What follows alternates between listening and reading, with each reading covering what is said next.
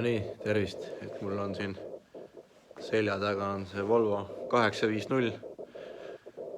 Et eelmine talv ja kevad läks kuidagi märkamatult mööda, et ei jõudnudki valmis seda. Ja suvel ei viitsinud tegeleda. Eelmisest videost siis on nii palju möödas, et ma olen esiotsa lahti võtnud. Vahetasin ära seal kliimaradika, tellisin uue turbo selle intercooleri Leedust, aga maksin ära juba, aga siis tuli teade, et neil ei ole ikkagi laos seda. Siis remontisin vana ära. Pärast näitan seda. Turbo võtsin maha, seal oli need poldid olid pooleks, et need oli vaja välja puurida. Ja nüüd täna olekski plaan siis panna turbo tagasi ja radikad asjad külge, et saaks käima panna jälle uuesti. Ja siis on põhimõtteliselt vaja tiivad ära võtta ja teised tiivad värvimisse viia. Et nendel tiibadel olid augud sees siis ja lõpuks summuti valmis teha. Et kui nüüd turbo tagasi saab, siis saab hakata sellega tegelema. Aga lähme vaatame siis, mis seal viga oli. Et kui ma kliimaradika juba vahetasin, siis vahetasin ka selle kliimakuivati välja. Vana oli väga roostes. Ja turbol puurisin need tiikpoldid välja. Siia läksid nüüd uued. Pesin turbo puhtaks. Ja nüüd saab selle sinna tagasi panna. Võtsin uued need Panso poldid ka hüdroskännis. Et vanad olid päris roostes. Siin on see intercooler. Et ei olnudki vann lahti, vaid oli auk sees. Et keegi oli kruvi lastnud sinna kunagi. Võib-olla põhjakatet või midagi kinnitada. Siis ma keerasin lihtsalt mingi kruvi ette sinna ja panin keemilist metalli peale.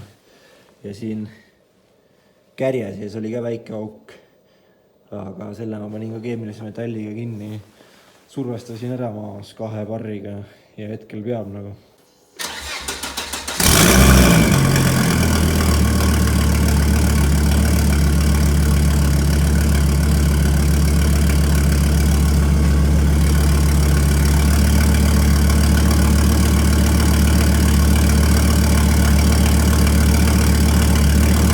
No nii, turbo on küljes. Käima läks. Siis radikad asjad on küljes. Turboradikas, kliimaradikas ja mootori jahutusradikas. Et nüüd on mul vaja siia veel ninaraam panna koos tuledega. Ja siis edasi saab hakata summutit ehitama.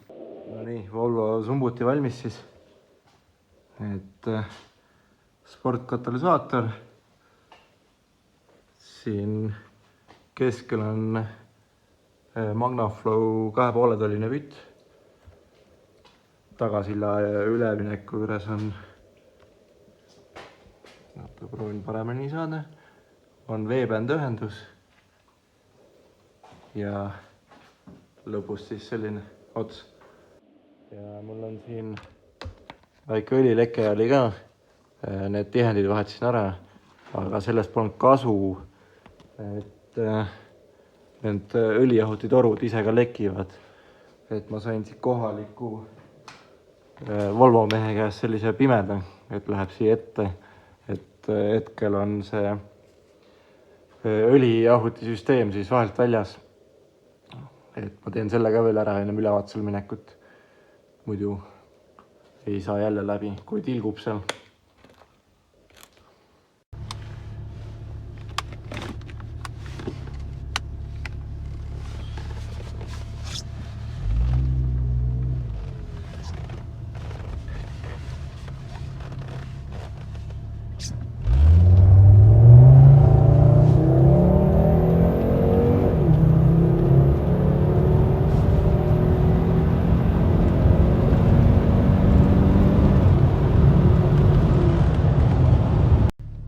No nii, et Volvoga sain siis ülevaatust läbi.